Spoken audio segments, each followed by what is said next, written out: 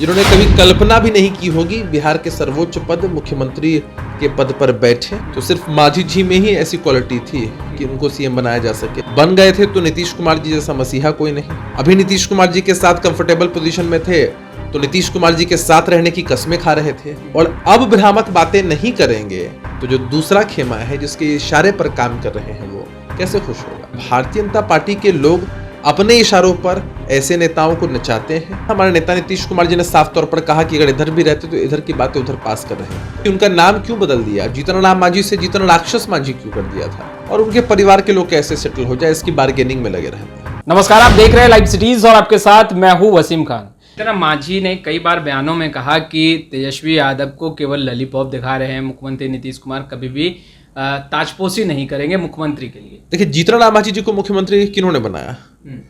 आदरणीय नीतीश कुमार जी ने 2014 में उनके नाम का प्रस्ताव दिया, विधानमंडल के सभी सदस्यों ने समर्थन किया, और जीतन राम मांझी जी जिन्होंने कभी कल्पना भी नहीं की होगी बिहार के सर्वोच्च पद मुख्यमंत्री के पद पर बैठे, आगे क्या सब कुछ हुआ। कहा कि एहसान थोड़ी किया है, लोकसभा में बुरी तरीके से हारे थे, तो लोकसभा में हारे, और अगर इस्तीफा भी दिया तो सिर्फ मांझी जी में ही ऐसी क्वालिटी थी कि उनको सीएम बनाया जा सके। आखिर कुछ तो हुआ, आखिर कुछ तो हुआ।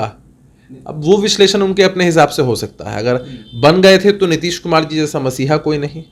अभी नीतीश कुमार जी के साथ कंफर्टेबल पोजीशन में थे तो नीतीश कुमार जी के साथ रहने की कस्में खा रहे थे, और इतना सम्मान मिलने के बावजूद इस तरह का कदम उठाया, कदम उठाने के बाद अलग होते हैं और अब भ्रामक बातें नहीं करेंगे तो जो दूसरा खेमा है जिसके इशारे पर काम कर रहे हैं वो कैसे खुश होगा। भारतीय जनता पार्टी के लोग अपने इशारों पर ऐसे नेताओं को नचाते हैं और चाहते हैं कि वो सिर्फ नीतीश कुमार जी के खिलाफ, जेडीयू के खिलाफ, सरकार के खिलाफ बोले ताकि भाजपा को इसका लाभ मिल सके। लेकिन बिहार की जनता तो अपने आप में पॉलिटिकल एनालिस्ट है, सारे मसलों को पहले ही समझती है।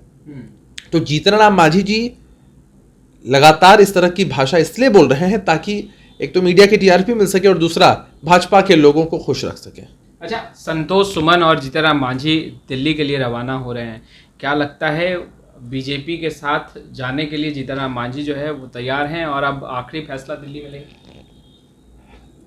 हम लोग तो पहले से भी कह रहे थे, हमारे नेता नीतीश कुमार जी ने साफ तौर पर कहा कि अगर इधर भी रहते तो इधर की बातें उधर पास कर रहे होते।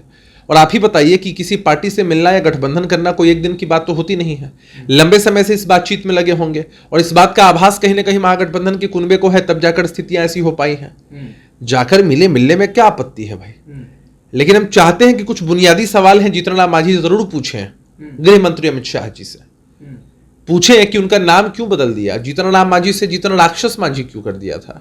भाजपा के विधायक है ना हरिभूषण ठाकुर बचौल, उन्होंने कहा ना कि इनको अपना नाम बदल लेना चाहिए और नाम कर देना चाहिए जीतन राक्षस मांझी। अमित शाह जी से जब मिलेंगे मांझी जी तो पहला सवाल जरूर पूछें कि ऐसा क्या है कि अति पिछड़े और दलित समाज से आने वाले पहले से लेकर 8वीं तक के बच्चों की छात्रवृत्ति योजना बंद कर दी। ऐसा क्या हुआ कि संसद के उद्घाटन और लोकार्पण समारोह में बाबा साहब भीमराव अम्बेडकर का अपमान हुआ। बाबू जगजीवन राम के नाम पर चल रही छात्रावास योजना का नाम बदल के प्रधानमंत्री जी के नाम पर कर दिया गया। इन बुनियादी सवाल को वो उठाएंगे तब हम समझेंगे। पर जेडीयू की तरफ से समय समय पर जो बयान निकलकर सामने आए, आपके पार्टी के राष्ट्रीय अध्यक्ष की तरफ से जो बयान निकलकर सामने आए, जिसको लेकर महागठबंधन के कई घटक दलों ने भी अपनी चिंता जाहिर की। दीपांकर भट्टाचार्य ने भी कहा कि छोटी दुकान कहना गलत है, लोकतंत्र की खूबसूरती है। नहीं, आप बात समझिए ना, राष्ट्रीय अध्यक्ष का मंतव्य क्या था कि मांझी जी या उनकी पार्टी के लोग लगातार इतनी सीटें मिल जाए, यहाँ हो जाए, यहाँ हो जाए, और उनके परिवार के लोग कैसे सेटल हो जाए, इसकी बार्गेनिंग में लगे रहते हैं। तो बार्गेनिंग कौन करता है? बार्गेनिंग कहाँ होती है? बार्गेनिंग मार्केट में होती है, दुकान में होती है। संदर्भ यही था और इस संदर्भ को समझना आवश्यक है। तो आपने सुना, अभिषेक झा को स्पष्ट रूप से कहते नजर आ रहे हैं कि कहीं ना कहीं खिचड़ी पहले से पक रही थी, बीजेपी के साथ पहले से ही बातचीत चल रही होगी। यही कारण है कि अब जाकर के जीतन राम मांझी जो है महागठबंधन से अलग होकर एक बड़ा फैसला ले रहे हैं। खैर, इस वीडियो में इतना ही। आपका बहुत बहुत शुक्रिया।